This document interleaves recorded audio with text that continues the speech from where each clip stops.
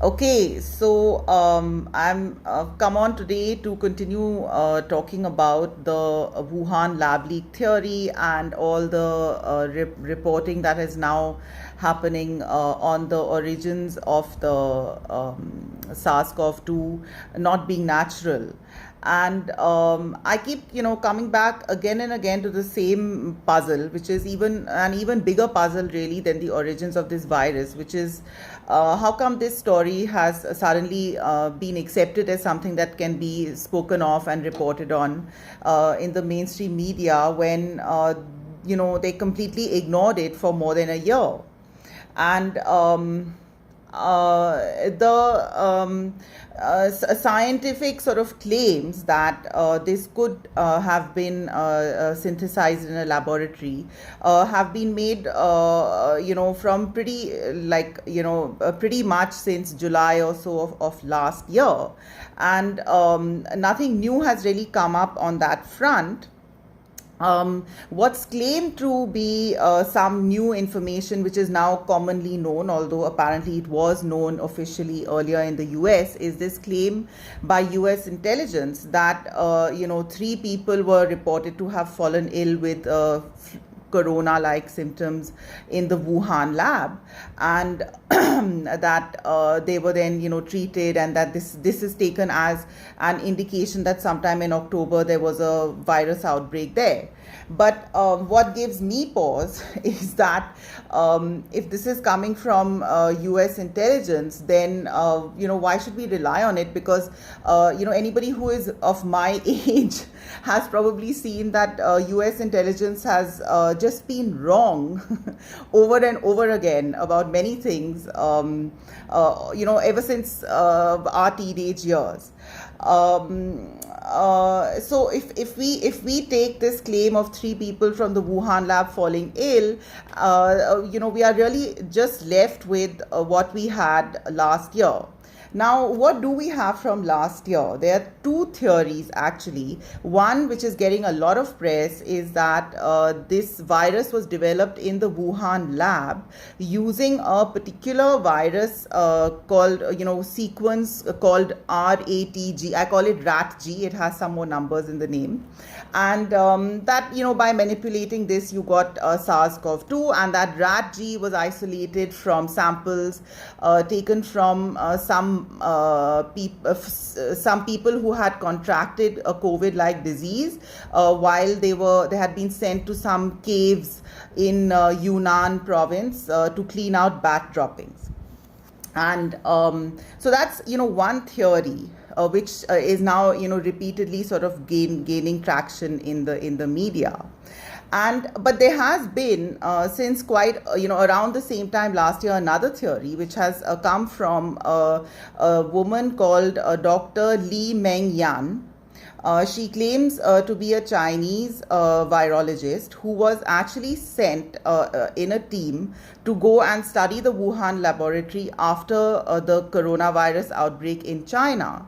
And she says that she was part of an existing WHO team which has its offices in Hong Kong. And they were sent to investigate this. And she claims that she believed after her investigation that this was synthesized in in Wuhan, and that her findings were repressed by her boss, and finally she had to leave and escape to the US in order to go public on this story. And she says, she has always said that the claim that that there is such a this viral sequence of RATG, and the story about the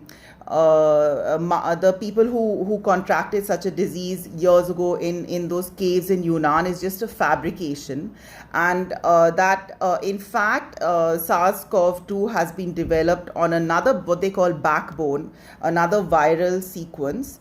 She calls them ZC and ZX sequences. They have been assigned particular numbers, and she has written several papers showing how these sequences could be manipulated to produce what looks like the SARS-CoV-2 virus. Um, uh, what's interesting, okay, so she personally and her claims have been rubbish from the start. The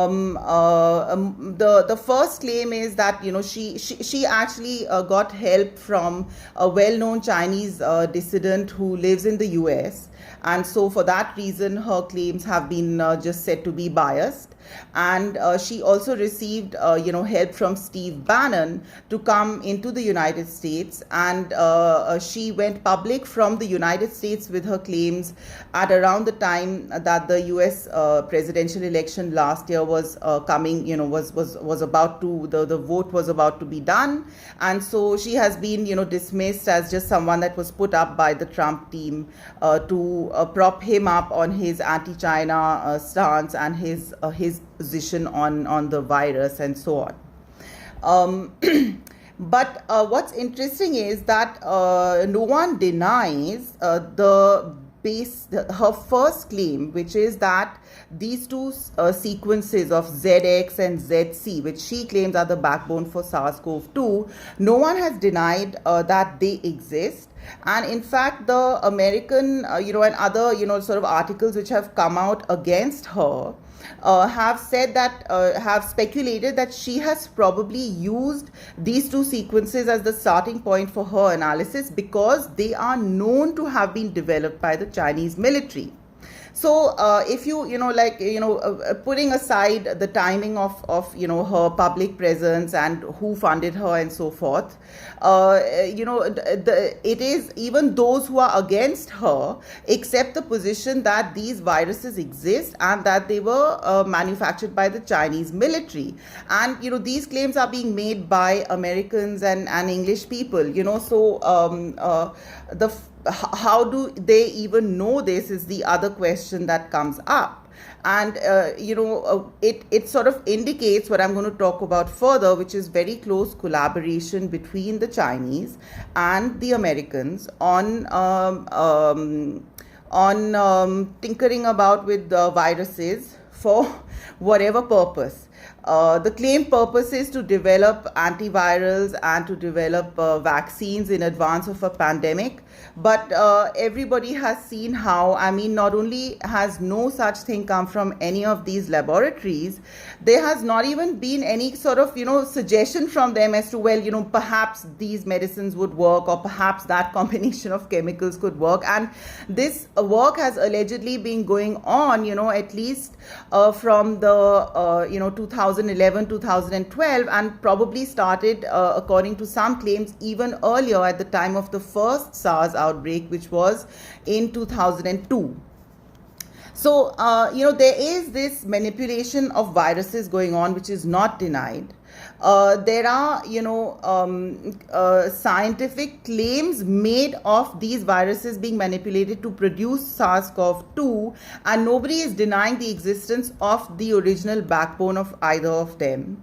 And the claimed purpose for which this work has been done for so many years by people who are not only at the top of the field, but also seem to be the only people who actually have the technology to manipulate these viruses, has not produced any result in terms of antiviral medicines or vaccines. But at the same time, huge amounts of money are being given to these labs.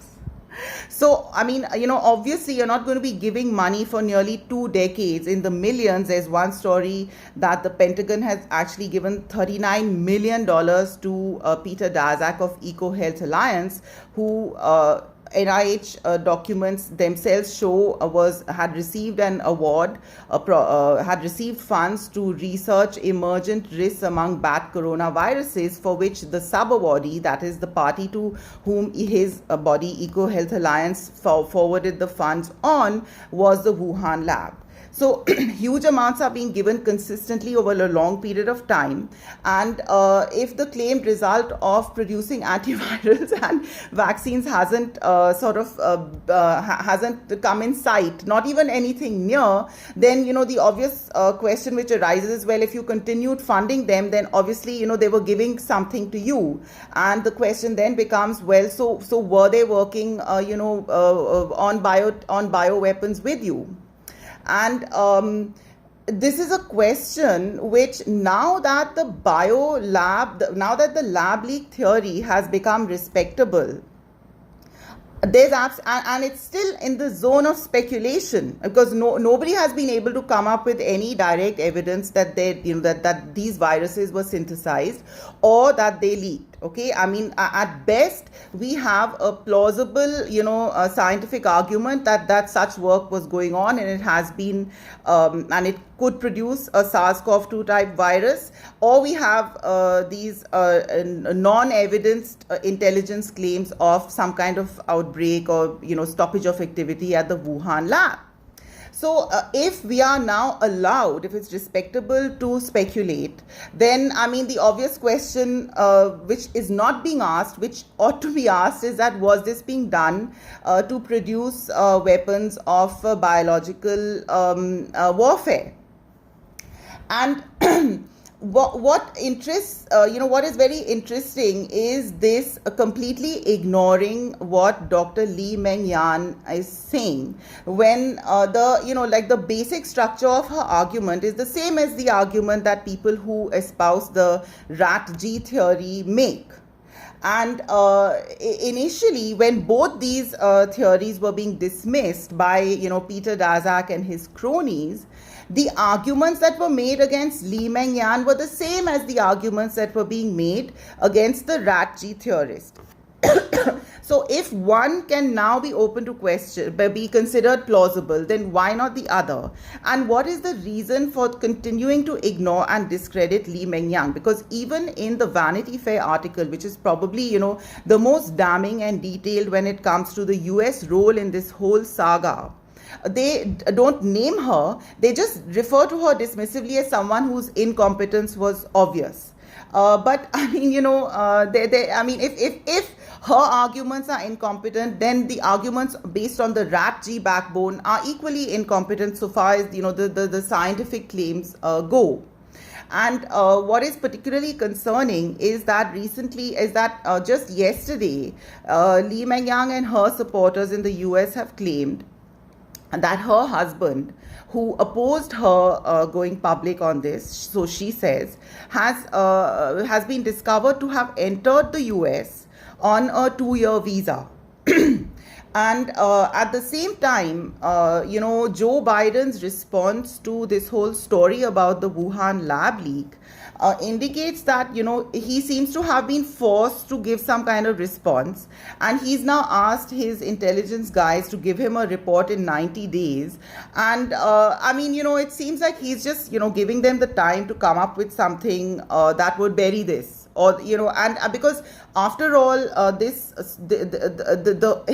events that we are talking about are now almost a year and a half old, and it's been discussed threadbare internally. That's very clear from the documents in the Vanity Fair article, especially the memo of Christopher Ford and the counter memo of the State Department officials who were trying to investigate this and being stonewalled by the National Intelligence Committee. So, I mean, whatever, all the information is there. And, moreover, if there was an attempt to cover up by the intelligence community and at such a senior level, then, why make them why give the job for doing a report on this only to them? There should be other parties involved in this whole, process, in this whole of deliberating on what has happened and what should be done. So then the question which arises is why is the US presidency then, sort of willing to just shelve this? And it has been said that, other people in the US establishment like John Kerry have been quite open, saying that, whether this has been a leak or not, it is not something that we are interested in pursuing. And this is again something that has not been sort of, questioned or followed up. But it is something that we should look at, because, we all know that, America and, the presidents, they never lose any opportunity to badmouth, whoever they've decided is their enemy number one. And, like China is up there with Iran and North Korea. Why would they let this pass? Now, to answer that question, or to get some clues as to what might be going on, I suggest that you start Googling stories which came out last year, admittedly in the Russian and the Chinese media. But, like everything else that I have said is from the Western media, and their interest in this has been made so obvious by these reports, which is that there are these bio labs that are doing work with these infectious diseases, set up all along the Russia-Chinese border by the US, and all along the Russian border in the former Soviet, states like Georgia, for instance. Okay. Now, the Russians have been claiming that that the US is doing this kind of work, and this is from before the pandemic. They've been saying this since 2017-18, that the US has been developing bioweapons in these labs. And the US, of course, keeps saying, oh, but our labs are open and you can come and inspect them. And there's a very controversial lab in Armenia, which they claim that the Russians have come several times to see what has been going on in these labs and found nothing. But, you could say the same for what's happening in Wuhan. And so, I'm just putting this out there because we, the public, have, not been informed of what is going on. Of course, we, any sort of, source, any public source on this has its own agendas, and we do have to sort of sift through everything, and, we'll never know the full picture. But this is something that, we should be looking at. And the reason why, I think that this is very, very important is that, let's face it, you can, to say that science is going to give us the answer for whether there was a lab leak or whether these viruses have been synthesized is really just, leading us up the garden path. Because science can never do that. Science can give you a plausible sort of sequence of steps to say that, okay, this is the way in which you could manipulate these type of viruses to produce what looks like SARS-CoV-2 or to produce SARS-CoV-2. And they could give you, they could give you a plausible scenario saying that there is no way for these reasons that these viruses, which have come out in the public domain as possibly being the backbone for SARS-CoV-2, could be manipulated to produce SARS-CoV-2. Okay. Now, in either case, it's only a plausible scenario because we don't know the full, the full catalog of viruses that these people might be working with. And we also, the fact that, you could plausibly produce a virus that looks like X from a virus that was Y doesn't prove that there was a leak. Okay, it doesn't prove that the leaks which occurred resulted in, this particular disease that we are now facing. So, science will never give the answer, and it would suit the purpose of everyone who wants to keep this sort of covered up, or at least who wants to have plausible deniability to say, well, ask the scientists. And scientists themselves have proven themselves to be either, completely corrupt or just completely, incompetent at answering the question. Because, look at some of the reasoning that has come from scientists, for instance, about why the rat G virus could not have been developed into SARS-CoV-2. They say, well, obviously it couldn't have because it would take a lot of work, and Xi Zhengli of Wuhan would have published several papers over the past few years since the discovery of rat G to show how step by step she's developing and doing gain of function with this virus to come to the point where we have SARS-CoV-2. So the argument literally from scientists is that, well, since papers have not been published by this person to show the various steps that she has gone through to produce this SARS-CoV-2. Therefore, scientifically, she could not have synthesized it. I mean, which is just ridiculous. She wouldn't be producing these papers if this were to produce a virus that could infect humans. Because if you look at the US diplomatic cable that went from the US embassy in Beijing in January 2018, it's in the Vanity Fair article, back to the State Department, it says very clearly that the Chinese Authority for Health and Family Protection was not giving biosafety level 4 accreditation to the Wuhan lab because they specifically did not want them to do any research on the SARS-CoV virus which could infect humans. The concern from the Chinese authorities, according to this US diplomatic cable, is clearly that they don't want this kind of research happening with viruses that can infect humans, right? Now, so, I mean, the question that, and what we also know is that sometime around 2012 or maybe even earlier, the US military have actually patented a SARS-CoV virus. So, I mean, one of the questions that then come to mind is whether the work which was being done in Wuhan was using this American patented virus to somehow escape the boundaries of the permission that they had been given by the Chinese authorities, that they could not work on bat viruses found in China that could infect humans. I mean, so can you see where this is going? The possibility is open based on these US documents that Wuhan, which is this completely obscure, northern province of China, which is of no cultural or other interest, it's one of those gray industry towns. People don't even, stay there for the Chinese Lunar New Year and so on, because people just go there to work and they go back to their native places at festival times. So, I mean, so this lab, receives a visit from a team of American diplomats, and then they are writing back home to say that they already have a collaboration with a Texas university, and apparently, Texas is the one of the few other labs that officially and openly do this virology, stuff. And that the scientists in Wuhan are actually asking for American help for more training and of their personnel and equipment and so on.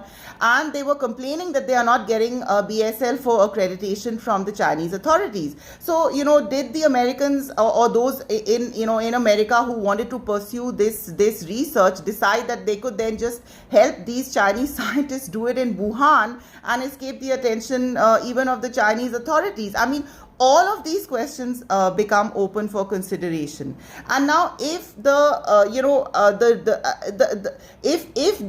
US was setting up similar bio labs around Russia, and this was part of their geostrategic military planning and all, I mean, can you imagine, like, this America, which has been doing a war against terror and claiming that these acts of terrorism are the greatest threat that the free world faces, and that they have to invade countries to establish democracy and these values of liberal democracy.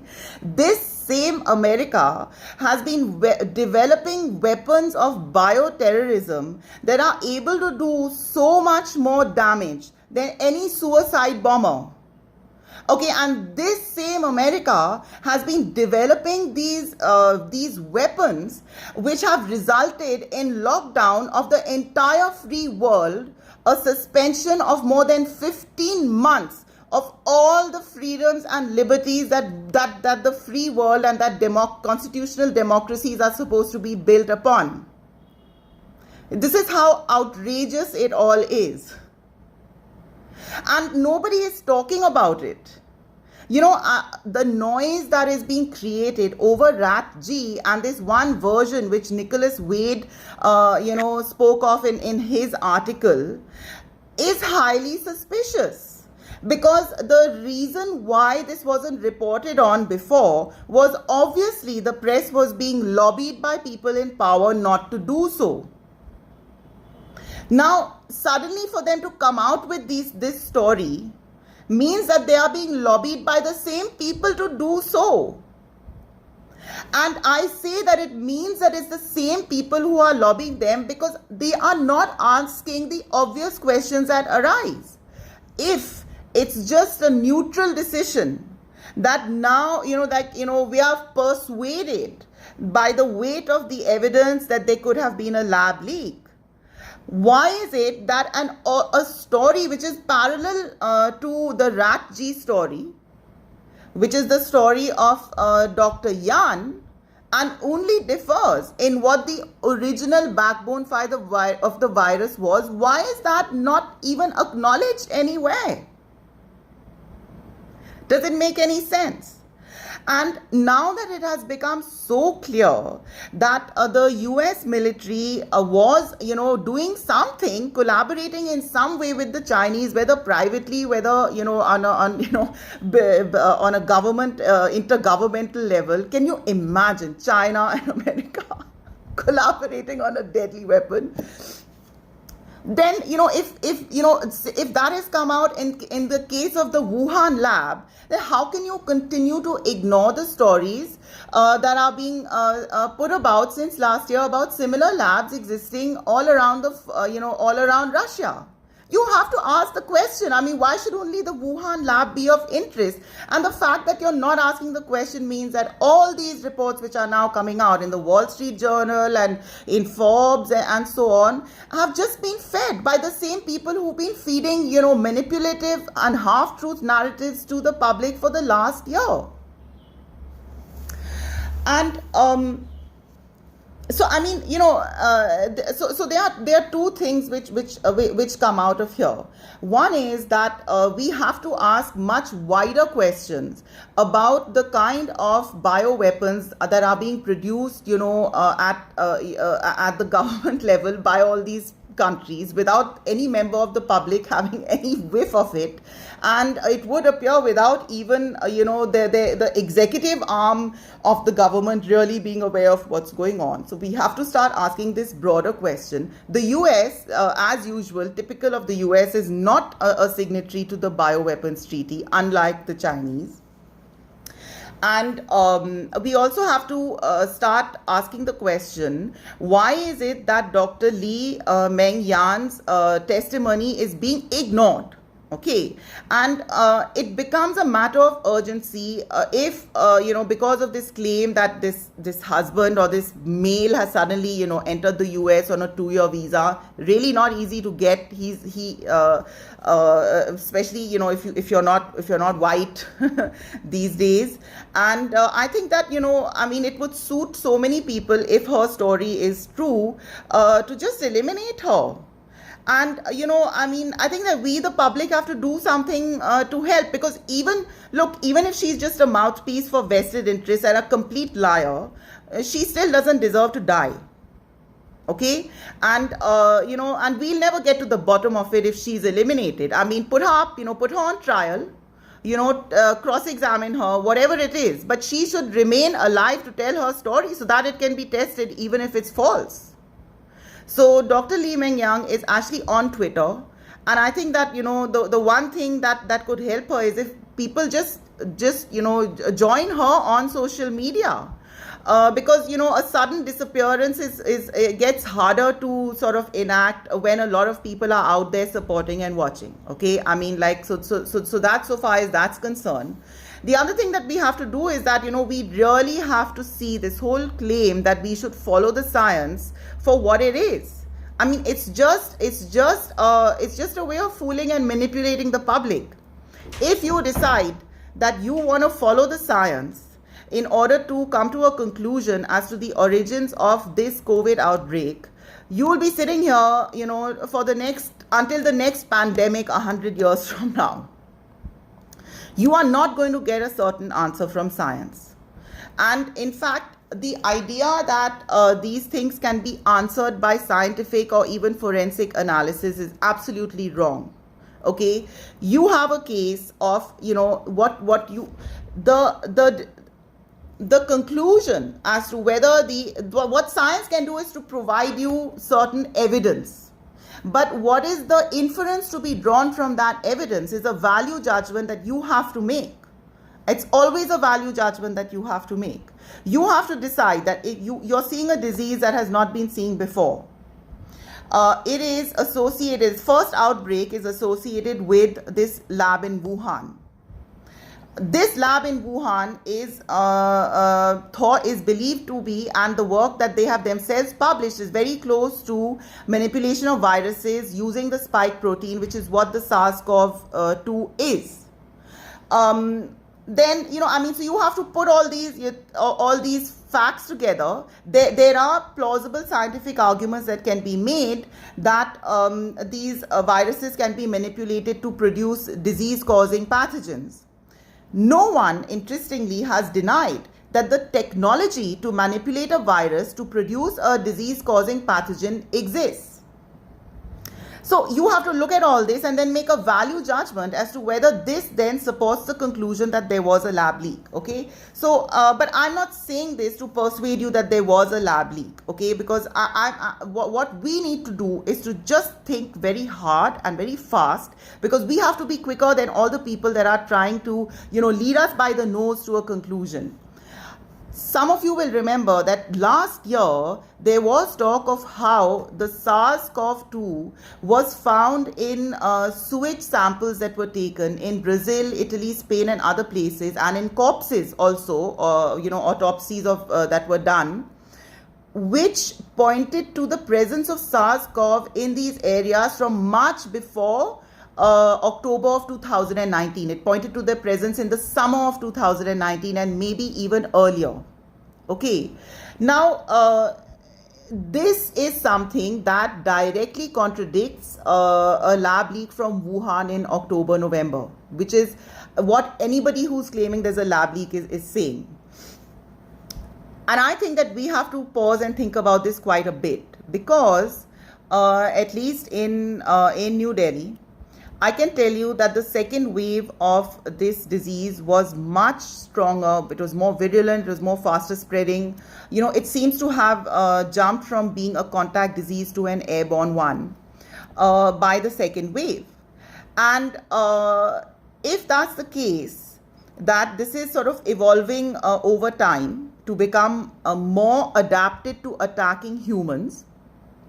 And if it's also the case that, there have been so many bio labs doing this work all around Russia, and in China and so forth, if that's the case, then could it be that, okay, and there's another piece of information that you should have. One of the reasons why virologists have tended to be sort of relatively casual about lab leaks, and by some reports, like there's a lab leak every week in the US, is that these artificial viruses, they're called chimeras, and apparently they don't survive very long. So the idea was that, even if it gets out of the lab, like out in the open space outside of this very protected, sterile lab environment, it just dies, right? So it's not going to be that harmful. So keeping all this in mind, the fact that, leaks are known and considered almost to be part of the way, the study of viruses, and that there might be a lot more of these labs than just the one in Wuhan. Could it be that these viruses have been leaking into our environment for a while, and that they've been sitting there, and that they've been slowly evolving out in nature, including through bats and pangolins or whatever, to become more and more lethal and fast spreading for humans? These are the questions you have to ask. And so, all of you independent researchers who, you amateur researchers like me, you guys have done such a fantastic job. But now your work is being piggybacked on by the mainstream media to tell us just one story. And you have to now be very, very careful, because there are arguments which appear to counter what you're immediately saying. If Spain has SARS-CoV-2 from May of 2019, then the theory that there was a lab leak in October of 2019 that caused this, apparently falls. but that, don't get scared off from thinking and pursuing these lines of inquiry just because it seems to knock your theory, because that's only, your first prima facie sort of hypothesis. This could still be lab leaked. This could still be manipulated in laboratories. Even if traces of it were found in other countries apart from China way before the known outbreak in Wuhan. Because there are other labs, and the fact of leakage has been well known. Okay, so that's what I want to say on this, because what I find is that with all the skeptics around, mostly the arguments that get sort of foghorned and heard widely are really poor arguments. Even on ivermectin, I've been following it. Even on the vaccines, I'm completely against these new COVID vaccines. I want there to be more acknowledgement of the adverse events that are closely associated in time with them, and I want there to be more longitudinal studies.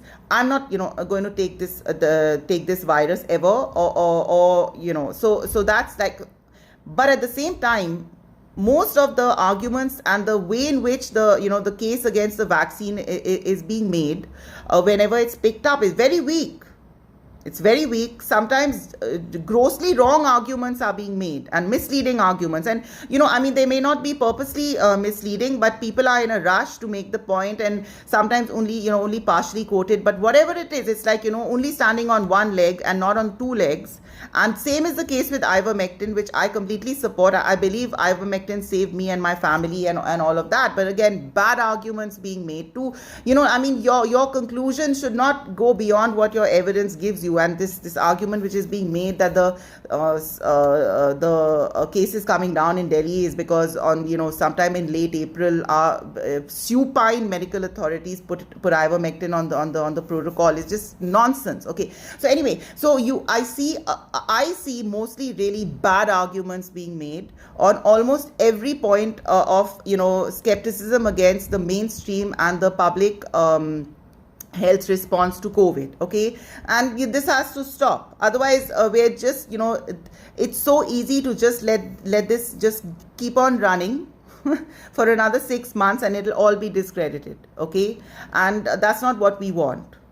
So that's one of the things that I wanted to talk about. The other thing is a more sort of more general point, which is that look at what seems to be going on with this, bioweapons being developed, when all the rest of the liberal world is, talking about nuclear weapons and doesn't even know what's happening. And look at the colossal amounts of money that are going in.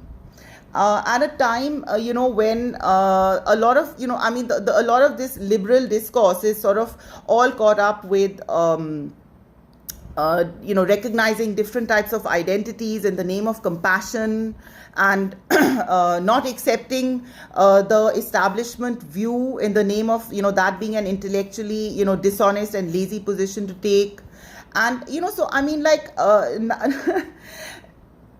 and what has interested me is that a lot of this activism is directly and indirectly funded, by the very same people that we now realize and discover are funding, weapons of bioterrorism. And, I really don't think that people who have compassion and who believe in, holding institutions to account go around secretly developing bioweapons. And so I think that, liberals really have to ask themselves the question as to why these same people who are doing all this illiberal stuff are funding them, and what their real agenda is. Because I'm reading all these, journal articles, I'm reading all these, stuff that comes from people interested in diplomacy and technical stuff and all. And what becomes abundantly clear is that you're not going to be able to follow much of this if you've just been trained in some liberal arts degree and only done humanities your whole life and can't add two and two. And your entire sort of focus is on structural microaggressions. Those type of people are simply not competent to even see what's going on. And they already failed hugely once before, which was when the world financial crash happened. The entire conversation got derailed on the size of CEOs' bonuses.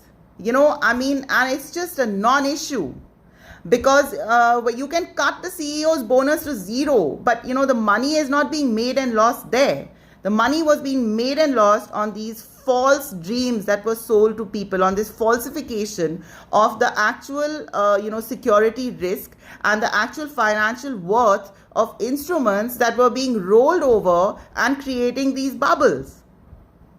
And at the root of that crash lay the same virus which lies at the root of this wrong pandemic response, which is this use of algorithms. Okay, it's just never been questioned. And how can it be questioned? By people who are, don't know any maths at all. They don't know any arithmetics. They don't know what an algorithm is. Do you think they know what an algorithm is? They don't know, they would not be able to, they are illiterate in the language in which this whole game is being played. And then they've been softened up because the people who are playing this game are also funding, their little, projects on microaggressions and postmodern, whatever it is, I'm not I'm not denying the validity of those lines of study. I think, for instance, that, the Foucauldian interrogation of the history of medical science is very relevant to what we are seeing today. But, Foucault got in there and he actually read all these medical reports and histories, and he was laughed at, continues to be dismissed by, practicing doctors and scientists as not having the grounding in it. But, that's what he looked at to do his work. And that's why it's so strong even today, parts of it, So, unless you cannot follow the science, if you don't understand any science, you don't have to be a virologist. After all, somebody who's like a chemical, maybe chemical engineer is not the best, but somebody who's a computer engineer is as untrained as anybody coming from sociology when it comes to virus studies. But you still have to have basic ability and grasp of science in order to at least follow the structure of an argument, because then you can, that's all you need. You can see where it becomes phony, because these people are not really trying very hard. These people are not trying very hard to fool you. They know that you're not reading the stuff. You're only looking at the last line, at the conclusion. So it's not going to work. It's just not going to work. And previous generations of liberals were not like this. The question of whether there should be any private funding of social development activity was something that was considered a very valid question to ask even in the mid-1990s. And today, it's not even asked. The only people, private charity has in fact been discredited as a self-indulgent act which doesn't have any meaning. And the only, it's all has to be through this philanthropy with a big P. So, this is really not working. Okay. Now, the other thing which is happening simultaneously, so this is of course only the people who are supposed to be the watchdogs are just now, they are failing as watchdogs. They're failing as watchdogs because they didn't study their tables when they were in school. It's as simple. You've got to change your attitude. There is no excuse in a society that is so dependent on science and technology for you not to know any science or technology. There is no excuse. You can't go around calling other people ignorant and aggressive or whatever it is. You are ignorant and aggressive on the thing which you need to know most about. So this has to be, there has to be an acknowledgement among liberals that they don't know any science and that they need to know some science. And, follow the science is no different from any kind of patriarchy or other dogma that you keep fighting. You can't just follow stuff. You have to understand it. So that was, one of, yes. Okay, so along with this science illiteracy, what also happens, and I've written about this in a paper which will hopefully come out in October, is that a lot of this, almost everything that we in the free world see is basically America-led. Okay, it's funded by America. A lot of the vision comes from America. The energy comes from America. I studied in America. In many ways, I admire America. There's nothing like the resources they throw at you. And what's really unique about America is that, if anybody has a good idea and is willing to work hard, they will get support. And people in the establishment, really support you in a big way. That seems to be woven into the whole idea of the American dream. And in its way, it's very commendable. But I think that what America also brought to the world was a sort of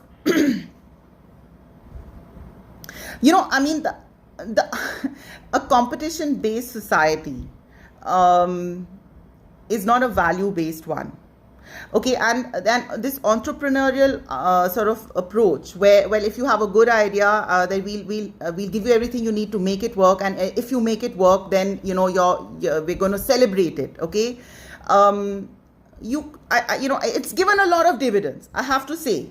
If you just throw open vast libraries of information to people, you give them the freedom to think differently to what everyone else has done. That's how you get Silicon Valley. That's how you even get this, Facebook Live, the ability to do so many things. Okay, so all of this is undeniable.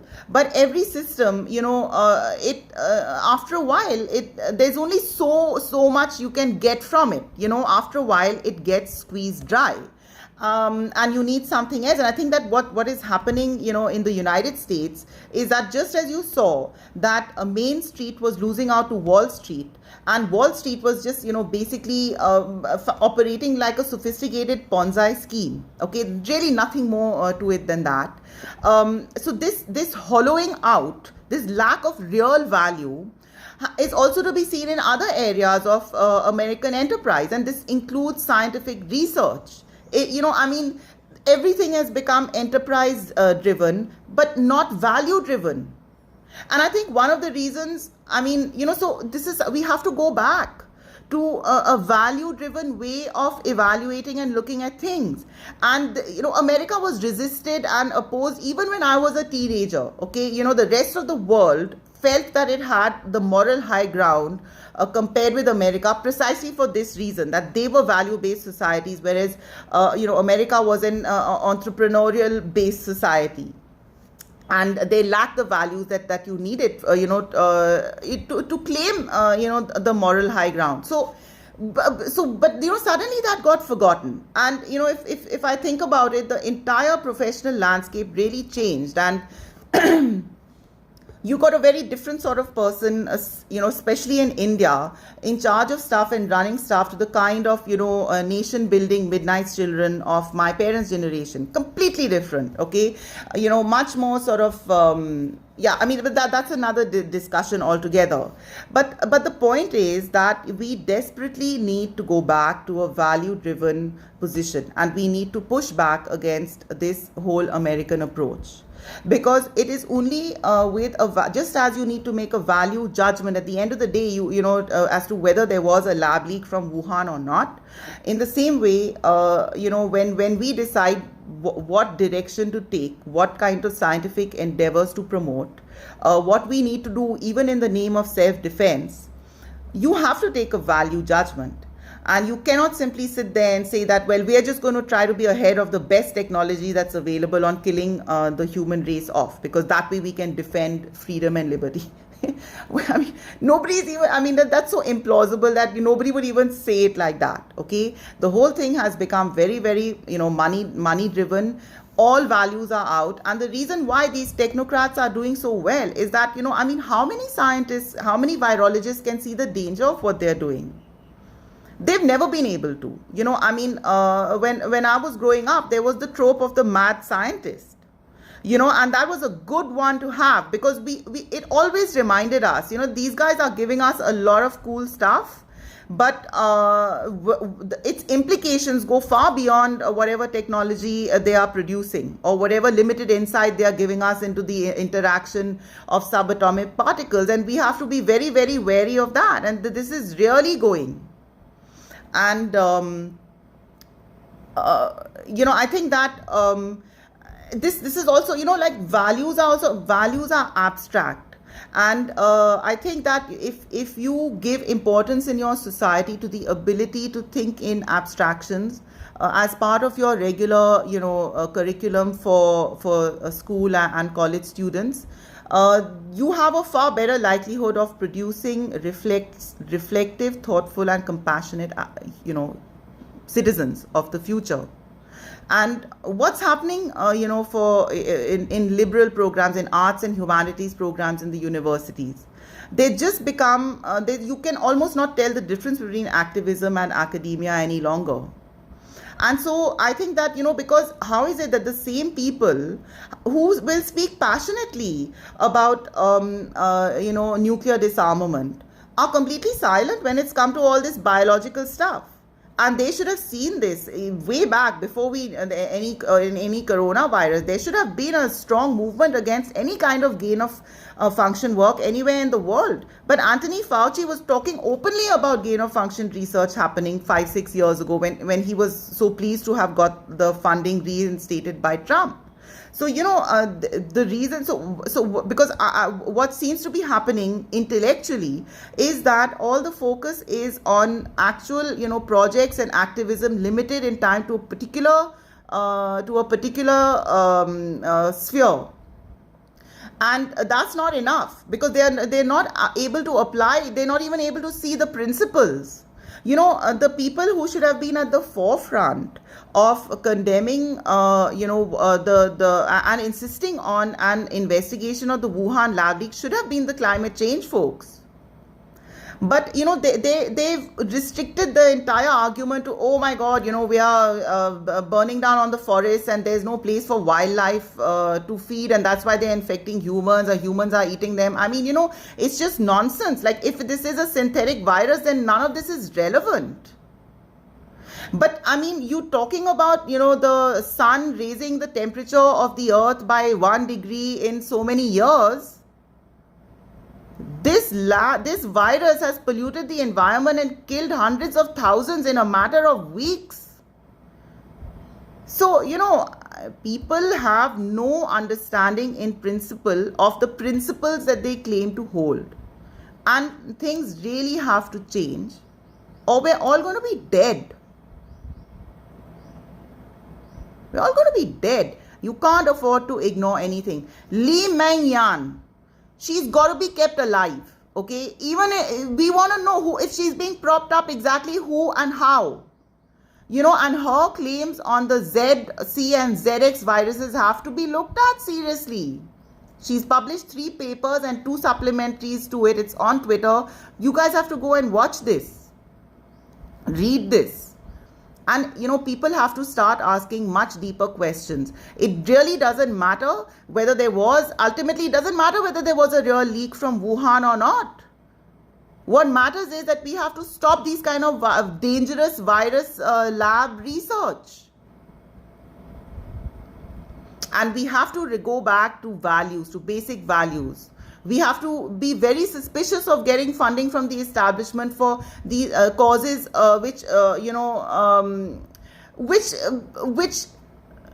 where the purported aim for support and allying with it is so much in contradiction to what is being done when you're developing weapons of bio warfare.